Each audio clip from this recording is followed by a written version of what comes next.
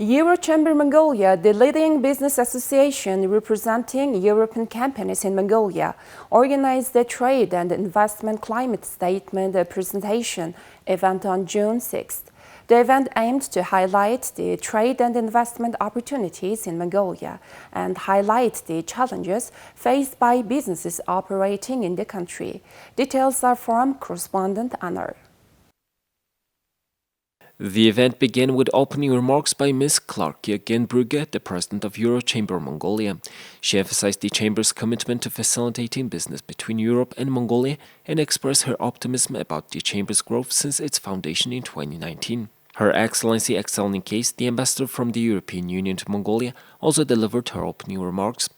In her message, she highlighted the European Union's support for private sector development in Mongolia, particularly in non-mineral sectors such as forestry, agriculture, and renewable energy. She emphasized the importance of the private sector in driving job creation, poverty reduction, and the transition to a more sustainable and inclusive economy. The ambassador mentioned ongoing projects aimed at enhancing trade efficiency, supporting SMEs, and strengthening the investment and business climate in Mongolia.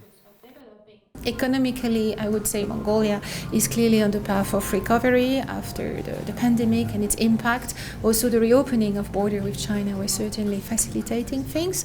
We have great expectation regarding a number of positive developments, including the start of development operation of Oyutolgoy, for instance. But still, there is a lot of hurdle and a lot of less good news. I think what strikes me most is the inflation level, because this is creating a tremendous impact on everyday life of the average Mongolian citizen, and this is of course worrying for the welfare of the nation. So definitely the European Union is pretty much working on economic diversification. To give you a few examples, in our next programming, 21-27, we will work on a very concrete project aimed at developing the agriculture sector, vocational training and forestry.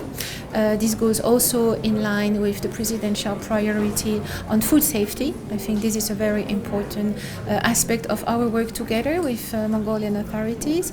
We will also work on the reform of the judiciary, not only in terms of human rights, but also to create a better business environment. The business environment is still not sufficiently optimized and welcoming to foreign investors, and I think this is a key element we really wish to support and to develop further. Following the opening remarks, the Eurochamber team presented the Trade and Investment Climate Statement. The statement provided an overview of Mongolia's economy, highlighting its projected growth and opportunities in sectors such as mining, agriculture, finance, renewables, and IT. However, it also addressed many concerns raised by businesses regarding inflation, access to finance, skilled labor shortages, an inefficient judicial system, government inefficiency, corruption, poor infrastructure, and tax burden. This is the very first time when we collected the views from our members. We have 190 members, including British Chamber, French Chamber, and also the German chambers. So we're going to update it on an annual basis. What we spoke today is we spoke about various sectors, what opportunities are there, overview of the sector, and also we proposed some opportunities for improvement.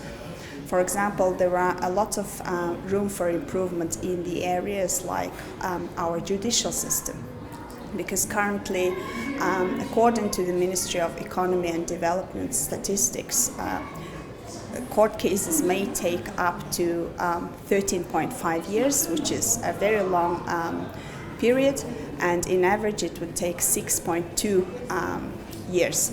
And this is very long, and it adds to the perception of Mongolia as a risky market. So what we're proposing is to have more penalties for the people who are trying to abuse this judicial system by awarding them with the interest on judgments, and also to give the opportunity for judges to impose the costs of the actual court cases to the wrong party. Another issue we spoke about is minerals transfer tax licenses. When we talk about investment, obviously it's really important. Mining is such an important sector for Mongolia. So currently the tax office, the way how it imposes the taxes on the mining companies is quite difficult. A panel discussion featuring Eurochamber Working Group chairs was held to further explore the challenges and opportunities discussed in the Trade and Investment Climate Statement. The panelists discussed the need for regulatory reforms, improvements in the judicial system, and addressing issues faced by businesses in sectors such as mining, renewable energy, agriculture, and IT.